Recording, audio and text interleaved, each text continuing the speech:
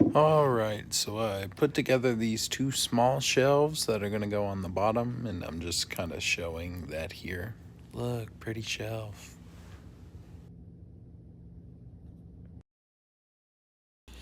And now I'm just planing up the sides so they look nice and crispy.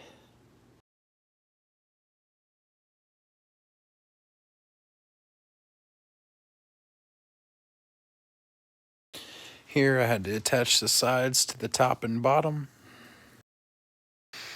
And I'm using screws because I don't know anything about joinery because I'm new to this.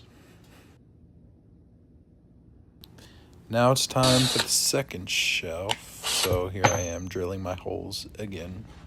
And here I'm putting on the top.